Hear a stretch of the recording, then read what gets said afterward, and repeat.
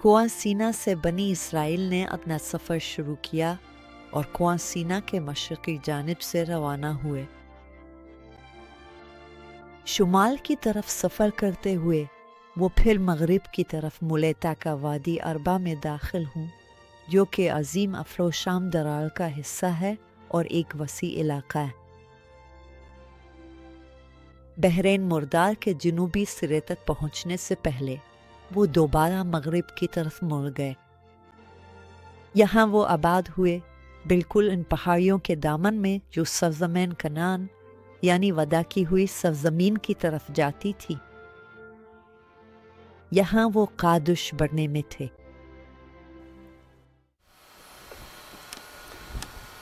और हम यहाँ कादुश बरने में हैं, जहाँ मूसा ने चट्टान पर असा मारा था।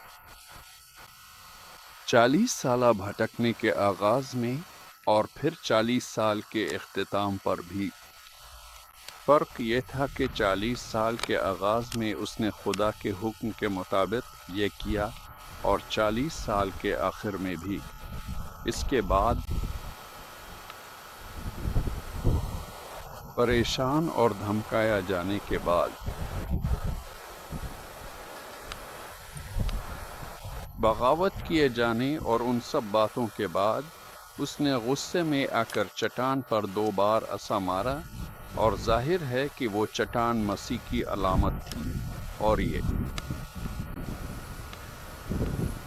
ये वो अलामत नहीं थी जो वहाँ होनी चाहिए थी। तो नतीजे के तौर पर मूसा को वदा की सरजमीन में जाने की इजाज़त नहीं मिली। यहाँ आप एक बड़ा पत्थर देख सकते हैं जो नदी के मरकजी रास्ते में रखा गया था जब वो पहाड़ से नीचे आ रही थी, और उससे पानी, यूं कह लें कि पानी एक आबशार की तरह हुआ में उछलकर कई फुट दूर जा गिरता था, और यहाँ चट्टान में एक मुतासिर कुन इलाका कट गया था, और उन्हीं सुराखों से वो लोग पानी हासिल करने के काबिल हुए थे। और जाहिर है जब पानी इस इलाके से नीचे आया तो ये यहाँ से बहता हुआ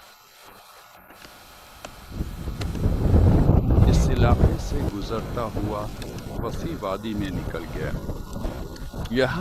यही वो जगह थी जहाँ बनी इसराइल आबाद थे, अपनी आवारा गर्दी के दौरान 2 बार, और जाहिर है एक नामालूम मुद्दत तक। अपनी आवारा गर्दी के आगाज में यहीं क़याम के दौरान उन्होंने जासूस भेजे थे।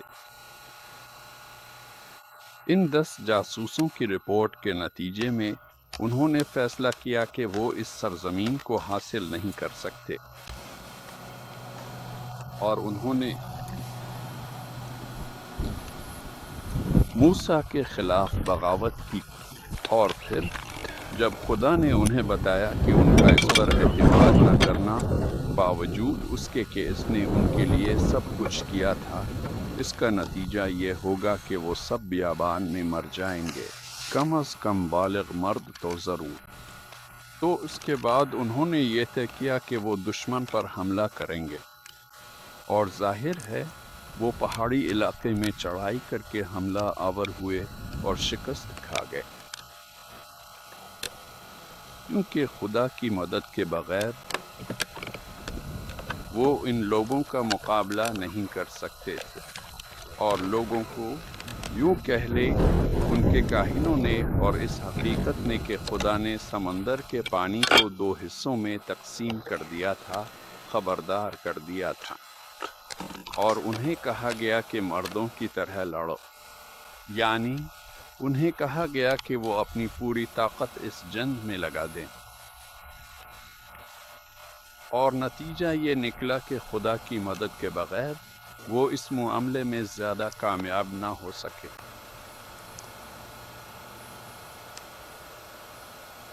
और ये वो गड़े हैं जिन्हें पानी ने कट कर बना दिया है।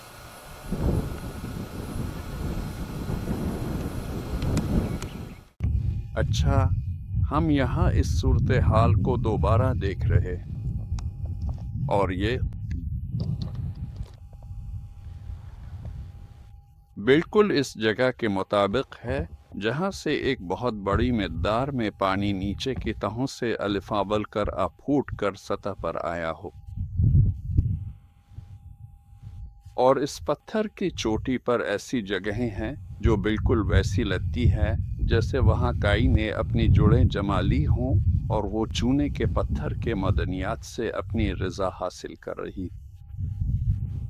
اور پھر جب پانی ختم ہو گیا تو ظاہر ہے کہ کائی بھی مر گئی۔ یہ پتھر میں جو گڑھے ہیں وہ پانی کی وجہ سے ہیں جو اس بڑے پتھر سے ٹکرا رہا ہے، جو بظاہر یہاں جان بوجھ کر اس مقصد کے لیے رکھا گیا ہے کہ پانی کے بہاؤ کو روکا جا سکے، تاکہ نیچے کی طرف تیز بہاؤ کو سست کیا جا سکے اور پانی لوگوں کے لیے زیادہ قابل رسائی اور کم خطرناک ہو جائے۔ کمال کی کٹاؤ کی نشانیاں ہیں۔ میں نے اس جیسا کچھ نہیں دیکھا سوائے اس کے کہ کسی بہت ہی پرتشدد سمندری ساحل کے ساتھ ساتھ۔ اب جانتے ہیں جزیروں پر، پتھریلے جزیروں اور پتھریلے ساحلوں پر میرا خیال ہے کہ یہ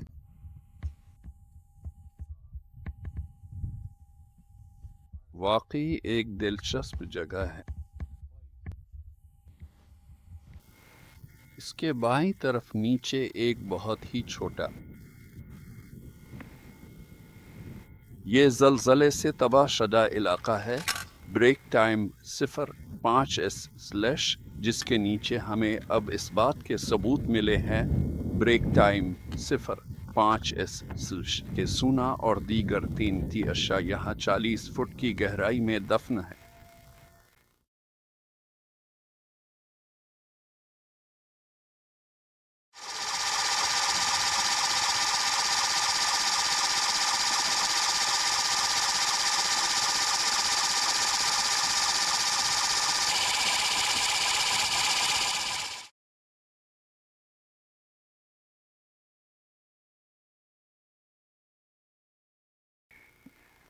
اس علاقے میں جہاں آپ ابھی دیکھ رہے ہیں سینکڑوں قبریں تھیں۔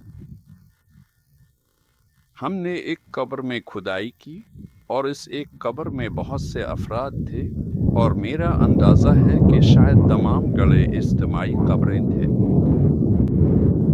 بائبل کہتی ہے کہ یہاں 14,000 لوگ مرے تھے۔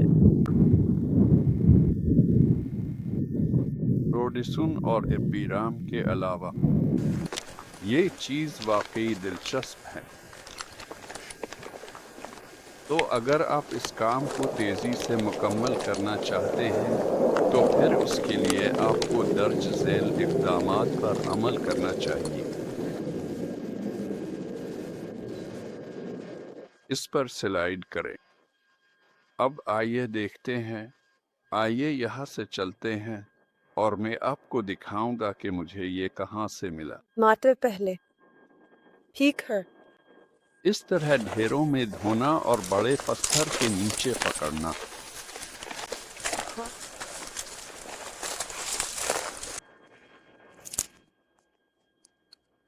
بہرحال جی بالکل ٹھیک ہے۔ یہ اس قسم کی چیز ہے کہ وہ ہاتھ پکڑ لیں گے۔ وہ یہ کام بریک ٹائم 05S/ بالکل بھی نہیں کرتا ہے۔ اس علاقے میں آہستہ سے کھدائی کریں کیونکہ برتنوں کے ٹکڑے یا کوئی چیز بڑی کھدائی سے ٹوٹ سکتی ہے۔ سرکنڈے، جی ہاں، بیل، آپ یہ کیسے کہتے ہیں؟ عقیدہ، پتیل۔ اسے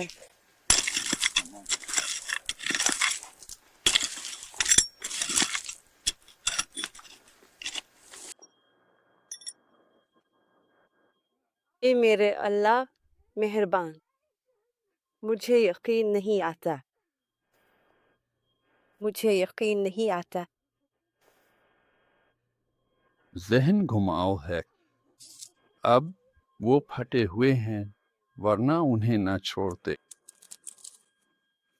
اوہ واہ، یہ ٹوٹ جائے گا. شاید گندگی نکالنی ہے. آگے. اس کو دیکھو. یہ وہ جگہ ہے جہاں انہوں نے زیتون کے گلے سے گوشت نچوڑا تھا. واقعی ہاں، یہ بالکل ایسا ہی ہے جو میں نے پہلے پایا تھا. تو کیا ہے؟ ہاں، وہ اس طرف سے پورا ٹوٹا ہوا تھا. الٹ دے. یار، یہ بس ایک پتھر کی طرح لگ رہا تھا. اسے دیکھو. مجھے خود بھی یقین نہیں آ رہا.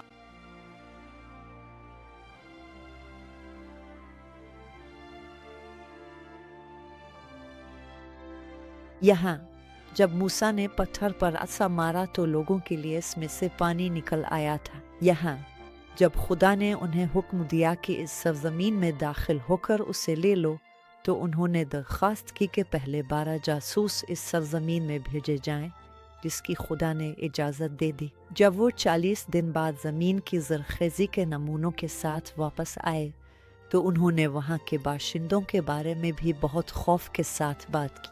12 میں سے 10 جاسوسوں نے یہ رپورٹ دی. وہاں کے باشندے اتنے قد آور تھے کہ ہم اپنی نظر میں ٹڈیوں کی طرح تھے اور ان کی نظر میں بھی ایسے ہی تھے. اس رپورٹ پر لوگوں نے بغاوت کر دی. اپنے خوف میں وہ ان عظیم معجزات کو بھول گئے جو خدا نے ان کے لیے کیے تھے. خدا نے انہیں بتایا کہ ان کے ایمان نہ لانے کی وجہ سے 20 سال اس سے زیادہ عمر کے سب لوگ بیابان میں مر جائیں گے اور وعدہ کی ہوئی سرزمین میں داخل نہیں ہوں گے سوائے شو اور کالب کے، وہ 2 جاسوس جنہوں نے کہا تھا کہ بنی اسرائیل کو داخل ہونا چاہیے. یہاں قور رحمۃ اللہ، داتن اور ابیرام کی بغاوت بھی ہوئی جو موسیٰ اور ہارون سے حسد کرتے ہوئے ان رہنماؤں کو ہٹانے کی کوشش کرنے لگے جنہیں خدا نے مقرر کیا تھا. اس سازش کا نتیجہ خیمہ اجتماع کے صحن میں ایک مقابلے کی صورت میں نکلا. خداوند کا جلال ظاہر ہوا اور خدا نے موسیٰ اور ہارون سے کہا کہ وہ لوگوں کو حکم دے کے باغیوں سے الگ ہو جائیں. پھر زمین پھٹ گئی اور قور رحمۃ اللہ، داتن اور ابیرام کو ان کے تمام خاندانوں اور مال و اسباب سمیت نگل گئی. پھر وہ 250 آدمی جو ان کے ساتھ مل گئے تھے آگ سے بھسم کر دیے گئے. مفہوم بالکل واضح تھا. جنہیں خدا نے مقرر کیا ہے ان کو رد کرنا خدا کو ہرگز قبول نہیں. قیامت کی قیادت کے لیے خدا نے کسے چنا ہے اس کا مزید ثبوت دینے کے لیے ہر قبیلے کو ہدایت دی گئی کہ وہ ایک عصا لے اور اس پر اپنے قبیلے کا نام لکھے. یہ عصائیں عہد کے صندوق کے سامنے خیمہ اجتماع میں رکھ دی گئی. جس عصا پر کلیاں نکل آئیں گی وہ اس بات کا ثبوت ہوگی کہ خدا نے اسی قبیلے کو قیامت کے لیے چنا ہے. ہارون کی عصا پر کلیاں نکل آئیں یہاں تک کہ بادام بھی لگ گئے. پھر خدا نے بنی اسرائیل کو بیابان میں واپس جانے کی سزا دی جہاں وہ 40 سال تک بھٹکتے رہے. 40 سال کی آوارہ گردی کے بعد وہ دوبارہ قادش واپس آئے جب وہ آخرکار وعدہ کی سرزمین میں داخل ہونے کی تیاری کر رہے تھے. لیکن یہ مکمل طور پر خوشی کا موقع نہ تھا کیونکہ موسیٰ کی بہن مریم کا انتقال ہو گیا. قادش سے تھوڑے فاصلے پر کنواں ہور ہے جہاں ہارون کا انتقال ہوا. لیکن سب سے اہم بات یہ تھی کہ جب وہ وہاں پہنچے تو پانی کا چشمہ بہنا بند ہو چکا تھا اور لوگ دوبارہ شکایت کرنے لگے. خدا نے موسیٰ سے کہا کہ وہ چٹان سے بات کرے، لیکن مایوس ہو کر موسیٰ نے کہا، سنو اے باغیو، کیا ہمیں اس چٹان سے تمہارے لیے پانی نکالنا پڑے گا؟ پھر اس نے چٹان پر 2 بار عصا مار. پھر خدا نے اسے بتایا کہ اس وجہ سے وہ لوگوں کو سرزمین موعود میں لے جانے کی اجازت نہیں پائے گا. 40 سالوں میں موسیٰ نے جو کچھ بھی کیا اس کے باوجود اس نے صرف ایک بار نافرمانی کی اور خدا کسی کا لحاظ نہیں کرتا۔ موسیٰ لوگوں کو سرزمین موعود کی سرحد تک لے گیا اور وہاں خدا نے اسے دور سے وہ سرزمین دکھائی۔ پھر اس کا انتقال ہو گیا